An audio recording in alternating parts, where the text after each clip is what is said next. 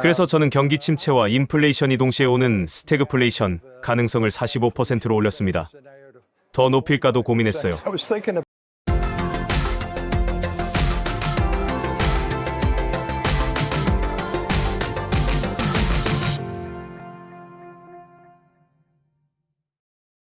안녕하세요. 오늘의 테슬라 뉴스입니다. 자, 오늘 테슬라는 272를 기록했고요. 무려 22.6%라는 큰 상승을 기록했습니다. 오늘의 테슬라 뉴스를 시청하시는 모든 구독자님들에게 축하한다라는 말씀을 전해드리고 싶고요.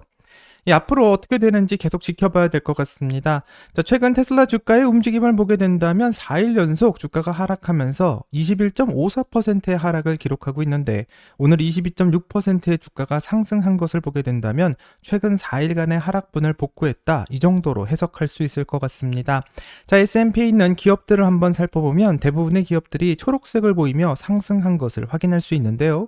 테슬라는 오늘 22.69%의 상승을 보이며 유독 그 상승이 빛나 보였고, 최근에 관세 영향과 정치적 영향을 가장 많이 받은 주식이기 때문에 이런 반등이 나왔다고 생각하게 됩니다. 자, 테슬라의 한 주 동안의 변동성을 보면 현재 마이너스 3.73%의 하락을 보여주고 있고요.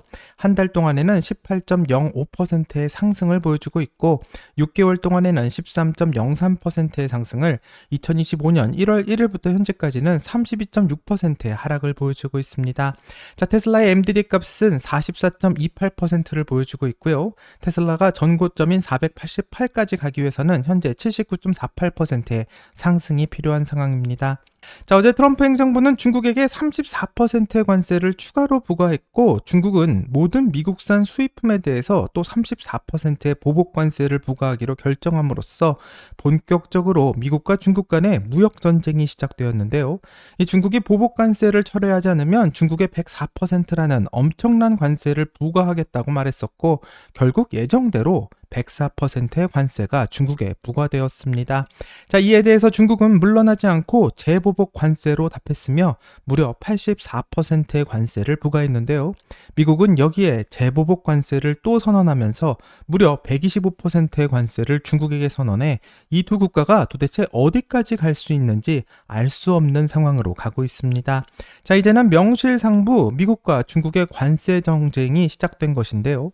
이 어디가 끝인지 알 수 없는 관세 전쟁은 두 나라 모두 큰 피해를 입게 만들 것으로 보이며, 현재 미국이 125%의 관세를 부과하고 있고 중국도 84%의 관세를 부과하지만 여기서 끝나는 게 아니라 이 중국도 재보복 관세를 한 번 더 해 또 관세를 부과하지 않을까 예상해 봅니다. 자, 그렇게 생각하는 이유는 바로 이 중국 역시 미국의 관세 공격에 대해서 항복할 의사가 전혀 없고 끝까지 간다라는 의사를 표하고 있기 때문인데요. 두 나라가 이렇게 전쟁을 계속하게 된다면 앞으로 경제가 어떻게 될지 전혀 알 수 없는 상황입니다. 자, 놀라운 것은 미국이 중국에게 부과한 125%의 관세는 중국산 수입품에 대해서만 125%의 관세를 부과하는 것이고, 중국을 제외한 나머지 국가에 대해서는 부과된 상호 관세를 90일간 유예하겠다고 밝혀 충격을 더하고 있는데요. 이렇게 되면 90일 동안에는 관세가 10%만 적용되는 것인데 정말 하루도 예상할 수 없는 상황이고, 많은 국가들이 매일 변하는 관세를 다시 책정해야만 할 것 같습니다. 자, 트럼프 대통령은 중국이 미국에 보인 존경심이 부족하다면서 이번 관세 인상의 이유를 존경심 때문이라고 밝혔고요. 중국이 미국과 다른 나라를 갈취하던 날들이 더는 지속 가능하지 않고 용납되지도 않는 사실을 깨닫게 되길 희망한다며 관세 인상의 이유를 설명합니다. 자, 이와는 반대로 스콧 베센트 재무부 장관은 75개가 넘는 국가가 미국과 접촉을 했고 각 국가에 대한 해법은 맞춤형으로 해결할 텐데 이를 위해서는 시간이 약간 걸릴 것이라며, 트럼프 대통령 또한 협상에 직접 참여하고 싶다고 말했고, 현재 너무 많은 국가가 협상을 요청해 행정부가 압도된 상황이기 때문에 왜 90일 유예를 발표했는지 그 이유를 설명하고 있습니다. 자, 90일 유예 발표 이후 3대 지수는 모두 10%에 가까운 상승을 보여주었는데요. 이 중에서 나스닥은 12%가 상승해 큰 상승을 기록하게 되었고, 테슬라 역시 나스닥의 상승에 힘입어 22%의 상승을 보여주었는데, 이는 2013년 5월 13일 24.5%의 상승의 기록과 2024년 10월 24일 21.9%의 상승 기록 이후 오늘 22.69%의 20%가 넘는 상승을 기록한 것이기 때문에 때문에 테슬라에게는 매우 역사적인 날이라고 말할 수 있을 것 같습니다. 자, 최근 테슬라가 계속 안 좋은 모습을 보였기 때문에 이전에 매도하신 분들은 오늘의 상승이 매우 당황스러울 수 있지만 최근 테슬라의 주가는 마치 롤러코스터를 타는 것처럼 상승과 하락을 계속 반복하고 있고 테슬라의 하락과 상승을 다 맞추어서 이런 롤러코스터장에서 모두 먹겠다라는 욕심을 부리기보다는 이 또한 지나갈 것이라고 생각하고 가장 중요한 것은 이 변동성 큰 시장에서 살아남는 것이기 때문에 장기적인 시각으로 상황을 관망하는 것도 한 가지 좋은 방법이라고 생각합니다. 자, 재미있는 것은 오늘의 큰 상승이 있기 전 트럼프 대통령이 이미 힌트를 주었다라는 소식이 나오고 있는데요. 트럼프 대통령의 SNS에는 한 가지 포스트가 올라왔고 지금은 사기 좋은 시간이다라는 글이 올라와서 모두를 어리둥절하게 만들었습니다. 자, 이때 글을 올린 시각이 미국 시간으로 아침 9시 37분이었기 때문에 이런 최악의 상황에서 누가 주식을 사겠냐? 이 대부분의 투자자가 이 글을 읽고 생각하고 있었을 때쯤 트럼프 대통령이 90일 유예를 발표하며 주식시장을 완전히 반전시켰기 때문에 어느 정도 정말 힌트를 준 것으로 해석됩니다. 자, 하지만 가장 궁금한 것은 왜 트럼프 대통령이 갑자기 마음을 바꾸어서 강력하게 추진하던 관세 정책을 유예시키는 결정을 했는가인데요. 여기에는 10년물 국채금리가 크게 작용했다라는 소문이 있습니다. 자, 그래서 월가에서 나오는 이야기를 한번 들어보려 하며 이번 발표가 어떻게 결정된 건지 전문가의 소견을 같이 한번 들어보겠습니다. 한글 자막의 원본 영상은 회원님들에게 먼저 선공개되었고 라이센스 문제로 한국어로 더빙된 영상 같이 시청하겠습니다. 그럼 영상 볼게요. 에드 야르덴을 모셨습니다. 이게 정말 채권 시장의 영향일까요? 맞습니다. 말씀하신 대로 채권 시장이 대통령의 관심을 끌었습니다. 대통령이 채권 시장의 움직임을 지켜보고 있었고요. 신용 위기가 일어날 뻔했는데 그건 경기 침체로 이어질 수 있는 일입니다. 모든 게 연결돼 있는 셈이죠. 과거에는 보통 긴축 통화 정책이 신용 위기를 만들고 그게 경기 침체로 이어졌습니다. 그런데 이번엔 관세 정책이 경기 침체를 위협했고 채권 시장이 진짜 위기를 예상한 겁니다. 그럼 이제 어떻게 될까요? 지금도 관세 문제는 여전히 남아 있습니다. 10% 관세가 협상 가능한지에 대해 혼란이 많은데요. 만약 협상이 불가능하다면 여전히 3천억 달러 규모입니다. 그건 엄청난 세금 인상이고 대부분 미국 기업과 소비자에게 영향을 줄 겁니다. 그래서 이건 큰 문제예요.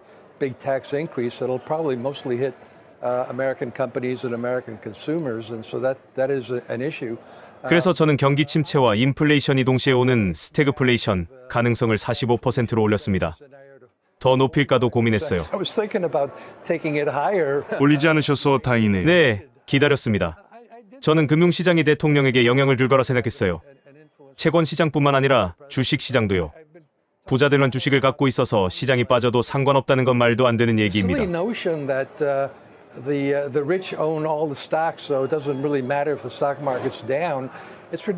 401K에 투자한 일반인들도 많고 적은 금액이더라도 그들에게는 매우 중요한 일이죠. 며칠 전 미용실에 갔는데 모두 지난주에 손해본 얘기를 하더라고요. 그런 점에서 지금 상황은 경제의 긍정적인 변화라고 생각합니다.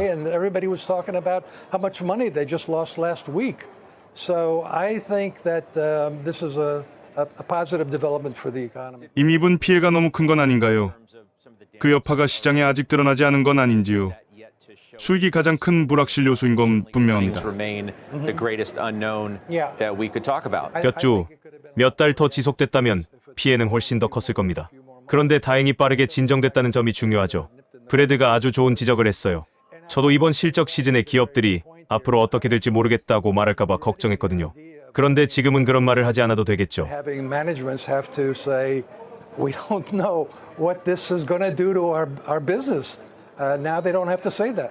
그래도 그 말을 할 수도 있겠죠. 그렇죠. 특히 중국과 관련된 문제는 여전히 끝나지 않았고 그건 큰 이슈입니다. 그럼 오늘 이런 변화가 있었던 만큼 지금이 매수 타임이라고 보시나요? 저는 누구에게도 팔라고 한 적이 없습니다. 이미 믿었으니 당황하지 말라고 했고 매수 기회는 올 거라고 했죠. 하지만 대통령의 생각을 읽어야 합니다. 결국 모든 게 대통령의 결정에서 시작됐으니까요. 어떤 TV를 보느냐, 어떤 조언을 듣느냐에 따라 그날 입장이 달라지고 갑자기 발표되니 우리 모두 예상치 못했던 거죠. 제이미 다이먼 같은 사람도 영향력 있는 인물이잖아요. 그렇습니다. 그가 경기 침체 가능성을 언급했을 때도요. 맞아요. 제이미, 고맙습니다. 분명한 건 당신도 그렇겠지만 제가 만난 헤지펀드 매니저들이나 대형은행 고위 관계자들 모두가 채권 시장 상황을 매우 걱정하고 있었다는 겁니다. highest levels of banking in this town. We're worried about what was happening in the bond market. 맞아요. 실제로 상황이 통제 불가능해질 수도 있었어요. 신용 위기로 이어질 수 있는 가능성이 있었고요. 이번 조치로 그 가능성은 줄어든 셈입니다. 물론 앞으로도 안 좋은 일이 일어날 가능성이 없는 건 아닙니다. impossible that something bad will still happen. 하지만 지금도 무역에 의존하는 중소기업들은 큰 타격을 받을 위기에 놓여 있습니다. Annihilated because they are so dependent on trade. 수익률이 오르는 것에 대해 아직도 불안한가요? 지금 수익률은 어느 정도가 적정하다고 보세요? Of yields. How much do we need? 일단 이 문제는 한국이 넘겼다고 보고요. 오늘 저희 방송에서도 많이 언급된 베이시스 트레이드 같은 이슈들, 그 청산이 거의 끝나가고 있는 것 같습니다. Let's say 수익률이 더 내려와야 안심이 되시겠어요? down by 물론 모기지 시장이나 주택 산업엔 도움이 되겠죠. 하지만 지금의 채권 수익률은 금융위기 이전 수준으로 되돌아온 거라고 보고 있습니다. 우리는 10년물 수익률이 4.5% 전후가 정상이라고 봤어요. 물론 최근엔 눈치를 보고 3.75%에서 4.25%로 조정했지는요. 그래도 저는 미국 경제가 견고하다고 봅니다. 지난 3년간 긴축 통화 정책을 잘 버텨왔잖아요. 그리고 앞으로 자동차 판매가 급증할 수도 있다고 생각합니다. 사람들이 자동차 관세전에 서두를 수 있으니까요. 말씀하신 대로 관세 문제는 아직 끝나지 않았고 그에 따른 인플레이션 압력도 남아 있습니다. 트럼프 대통령이 입장을 바꾸지 않는다면 자동차 가격은 더 오를 겁니다. 자, 영상을 다 봤는데 월가에서는 채권 시장의 변화가 대통령의 관심을 끌었다고 분석하며 관세 정책으로 인해 신용 위기가 일어날 뻔했는데 이것은 경기 침체로 이어질 수 있는 일이기 때문에 심각하게 받아들여야 하고 일반적으로는 물가를 잡기 위해서 긴축 통화 정책을 취하게 된다면 신용 위기를 만들고 이것이 경기 침체로 이어지지만 이번에는 관세 정책이 경기 침체를 만들었고 채권 시장이 진짜 위기를 예상하는 지표를 보여주었다라는 분석을 하고 있습니다. 자, 실제로 연준에서 제공하고 있는 10년물 국채 금리를 확인해 본다면 2025년 트럼프 대통령의 당선 이후 4.7에서 4.8이었던 10년물 국채 금리는 2025년 4월 4일 4.01까지 떨어졌고 상당히 긍정적으로 해석되고 있지만 트럼프 대통령이 중국에 관세 104%를 선언하고 나서는 10년물 국채 금리가 4.25까지 크게 상승했고 완전 다른 방향으로 금리가 움직일 수 있다라는 예상이 나오고 있습니다. 자, 이렇게 금리가 다시 올라가게 되면 경기 침체를 예상할 수 있고요. 또한 관세로 인해서 물가 상승도 지속된다면 최악의 결과인 스태그플레이션이 나오게 되는데 월가에서는 벌써 미국이 스태그플레이션에 들어갈 확률을 45%까지 예상하며 심각한 위기를 경고합니다. 자, 스태그플레이션이란 물가 상승과 실업률 증가가 동시에 발생하는 현상으로 이 두 가지가 동시에 나타나기에는 매우 드문 상황인데요. 가장 대표적인 사례로는 1973년과 1979년 오일 쇼크로 인해서 발생한 스태그플레이션을 예로 들 수 있고 오일 쇼크로 원유 가격이 급등하면서 생산 비용은 증가했지만 경제 성장은 정체되면서 이 시기에 미국을 포함한 많은 국가에서 높은 실업률을 보였고 동시에 물가 상승이 공존하면서 엄청난 경제적 어려움을 겪게 되었습니다. 자, 결국 트럼프 행정부의 관세 정책이 물가는 오르는데 일자리와 경제는 나빠지는 스태그플레이션으로 가는 것으로 예상되자 바로 유예를 선언한 것으로 예측되는데요. 그럼 왜 트럼프 대통령은 이렇게 안 좋은 방향으로 가는 관세 이야기를 자꾸 꺼내는 것일까? 이 점이 궁금할 수밖에 없습니다. 자, 그러기 위해서는 미국의 부채가 얼마나 되는지 확인해주는 사이트를 방문해야 하고요. 현재 미국의 부채는 36조 달러로 실시간으로 부채가 계속 올라가고 있습니다. 자, 미국의 부채를 해결하기 위해서 트럼프 행정부는 중국 등 외국 제품에 고율의 관세를 부과함으로써 미국 무역 적자를 축소하고 흑자로 전환해 부채를 줄이는 방법을 제시하고 또 자국의 제조업을 보호하며 관세 수입을 통해서 정부의 재정을 확보하고 부채 관리에 도움을 줄 수 있다라는 계산이 있었던 것 같습니다. 하지만 아쉽게도 이 계획은 시장에서는 정반대로 작용했고요. 트럼프 행정부의 관세 정책은 물가 상승에 압력을 주었으며 물가 상승에 우려를 만들어 금리 상승으로 인해서 채권의 수익률을 상승시켰고 주식시장의 돈이 채권시장으로 몰리게 되는 효과를 만들어 주식시장을 하락시켰으며 금리 상승으로 인해서 오히려 미국의 부채 상환 부담이 커지는 상황으로 만들었기 때문에 이 급하게 90일 유예를 발표하면서 예상과 다르게 돌아가는 상황을 일시 정지한 것만 같습니다. 자, 앞으로 관세를 더 지속할지 말지는 10년물 국채금리에 달렸다라고 생각하며 90일 이후 금리가 다시 내려간다면 다시 관세를 지속하고 90일 이후에도 금리가 올라가게 된다면 관세를 더 길게 유예할 수도 있습니다. 하지만 지금의 관세 정책에도 조금의 변화가 올 수 있다고 말하는데요. 트럼프 대통령의 발언을 지금 직접 들어보겠습니다. 말씀하세요. 진행해 주세요. 대통령님, 이번 90일 조치 기간 동안 최근 며칠간 시장에서 큰 타격을 받은 일부 대형 미국 기업들을 예외로 둘 가능성은 있습니까? 시간이 지나면서 살펴보겠습니다. 어떤 기업들은 특히 더 큰 타격을 받았고 더 영향을 많이 받은 곳도 있습니다. 앞으로 살펴보겠습니다. 90일은 어떻게 결정하셨나요? 거의 본능적으로 결정했습니다. 종이에 연필로 계산해서 나오는 게 아닙니다. 사실상 계산보다는 감에 더 가깝다고 보시면 됩니다. 자, 영상을 다 봤는데 기자가 미국 기업들을 예외로 둘 가능성에 대해서 묻자 트럼프 대통령은 이번 관세 정책으로 인해서 더 영향을 많이 받은 곳도 있다고 언급하며 앞으로 살펴보겠다고 말해 기업별로 관세의 예외가 적용될 수 있음을 시사하고 있습니다. 자, 트럼프 대통령 당선 이후 가장 큰 피해를 입고 있는 기업은 단연코 테슬라라고 생각하고요. 현재 모델 3 안에 들어가고 있는 LFP 배터리가 중국산 배터리라는 점과 테슬라의 에너지 스토리지인 메가팩에서도 중국산 LFP 배터리가 들어가기 때문에 이번 중국에 부과되는 관세가 정말 큰 문제가 될 것으로 예상됩니다.